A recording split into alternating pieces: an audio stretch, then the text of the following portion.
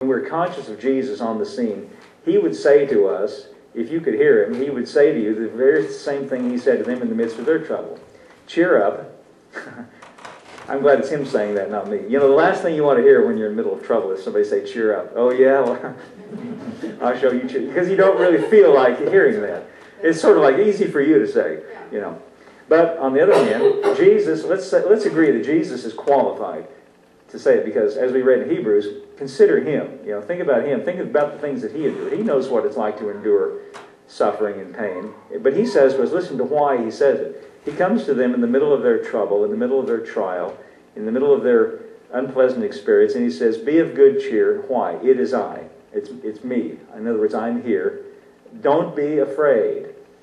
And I like to say, and I'm sure you've heard me say this before, that, you know, he knows us all as individuals. He knows everything about our lives. He knows everything that's going on in our lives. And, you know, he's a reality. And sometimes you read about in the Bible, he appeared to people and showed himself. He did that to the disciples after his death and resurrection. He did it to Paul. And he could if he wanted to. And I always like to say this, you know, I'd like one day for this to really happen. Wouldn't that be amazing? We'd have something to tell about. We'd have something to, you know, to send out in a letter to a Christian magazine. Guess what happened to us? You know, he could if he wanted. He could open that back door and come walking in here, knowing us and everything in our lives, all the things we have to deal with, all the things we struggle with, just like the disciples in the boat here. He could, and if he did, you know what would happen? We'd just be frozen with fear, like they were. What would you think if he came walking in? I'd be speechless. I'd just stand still. I'd be afraid, you know, like they were. But you know what he would do? And this is very sweet. He would say the same thing to us that he said to them.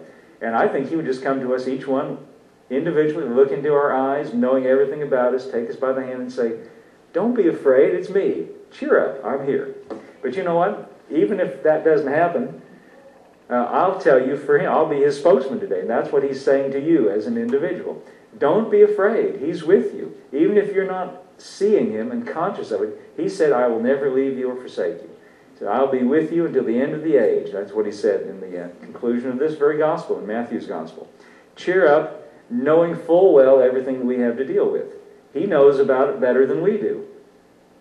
Do you think that's right? He knows all about it. And nevertheless, in the midst of their trouble, he would say the same thing to us. Be of good cheer, it's I. Be not afraid. But there's another little issue here. Jesus is having a different experience than they are. They're being buffeted by, they're being troubled and tossed and pushed around by the waves in the sea. Jesus is on top of it, walking on the sea. And Peter recognizes that. He recognizes that Jesus is experiencing a different kind of life than they are. And so Peter says, verse 28, he answered and said, Lord, if it be thou, bid me come to thee on the water. Now sometimes we kind of make fun of Peter a little bit, because he's always, if you read the Gospels, Peter sometimes puts his foot in his mouth, and he's kind of, we might say, impetuous. And he'll just kind of say what's on his mind before thinking it through. You know, like one time they're walking down the road and Jesus said, now we're going to go up to Jerusalem, guys, and the chief priests and the scribes are going to take me and turn me over to the Gentiles, and I'm going to be crucified.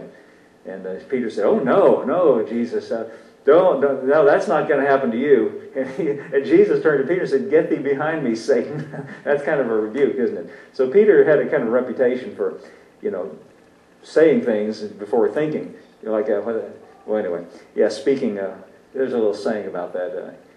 Don't engage mouth without putting mind in gear or something like that. Peter sometimes did that. But here, he really is on top of it. This was in his favor here. He said, Lord, if it be thou, if it's really you, bid me come to thee on the water. Now really what he's saying here is, if this really is true, if what we're seeing really is real, I want it to be real in my life as well. If what you're showing us, Jesus, by example, see, that's what we saw in Hebrews. If it's real by example, I want it to be real in my life in actual fact. I want the experience that you're experiencing. I'm down here in the boat being buffeted by waves. You're standing on top of it. I want that same experience in my life. And that's appealing. I like that too. So Jesus, in response to that, in verse 29, he said, come. Very simple one-word answer. Well, think about Peter's statement. He said, if it's really you, bid me come. Well, what else could he say? No, it's not me, don't come. You know, it really was him. Peter said, if it is you, bid me come. So Jesus says, come. In other words, he invites him to come and experience the very same thing that he is experiencing. So, it says, and when Peter, verse 29, was come down out of the ship, he walked on the water to go to Jesus. Now this is, frankly, this is amazing. See, in this verse, as we just stay put in this verse for a moment, Peter is experiencing the exact same thing that Jesus is. He's walking on the water just like Jesus is. He's up out of the ship. He's not being buffeted by the experience that the rest of the disciples. I'm thinking to myself, what are all those other 11 guys doing? They're just sitting there. They're afraid. They don't, it takes a little bit of faith to step out like this. I know because Jesus says later, he talks about his faith. Jesus said, come. And when Peter was come down out of the ship, he walked on the water to go to Jesus. But notice the next verse. This is really telling, very interesting to me, verse 30. But when he saw, now stop right there. When he saw, see what he was looking at, really, you don't look with your eyes. Your eyes take in the light, but really where you do your looking is in here is where it registers. It's what you focus your attention on. And what it says, when he saw, listen to this, when he saw the wind boisterous, he was afraid, and beginning to sink, he cried, saying, Lord, save me. Now, at first, he was doing fine, because you know what he saw? Jesus. That's all. Jesus said, come, and he's looking at Jesus, and he, in his mind, is thinking, all right, I said, bid me come. Jesus said, come, so I'm going to come. And all he had in his field of thought or vision is Jesus, and he was walking. While he had only Jesus in his consideration, he had the same experience that Jesus had. He walked just like Jesus. But when he began to take into account all the circumstances, all the things that were buffeting him, it's like the serpents in the other story. When he turned away from the serpent on the pole, began to look at the serpents on the ground, they started biting him again. When he turned away from Jesus, see, to look at the wind and the waves, he had to quit looking at Jesus for a moment. And I know what was going through his mind. It said when he saw the wind boisterous, he was afraid. I know what passed through his mind. He started thinking, wait a minute, what do I think I'm doing? I'm just Peter. I'm not Jesus. I can't walk like this. He forgot about Jesus and started thinking about his human life, and I guess. But at any rate, the point is, he quit looking only at Jesus, began to take into account all the circumstances, and that made him afraid. I think this is very much like our lives. When we begin to take into account all the circumstances, it makes us afraid. Jesus said just a couple of verses ahead of this, be not afraid. See, if we take into account Jesus, and that only, we'd not be afraid. But he said he saw the wind boisterous, and he was afraid. This is kind of interesting, and beginning to sink. I've been to the pool a lot of times with my kids, and I've never once jumped off the edge into the water and began to sink. Huh? Yeah, I just sank. This is really remarkable. It's as though, as he began to look around at the circumstances, his faith began to drain away, and as his attention turned from Jesus to all the circumstances, he began to sink a little bit at a time. That was my impersonation of it.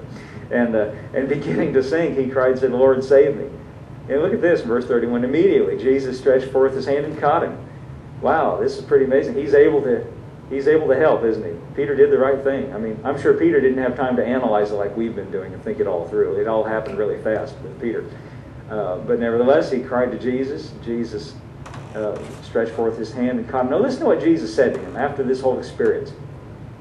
O thou of little faith, wherefore didst thou doubt?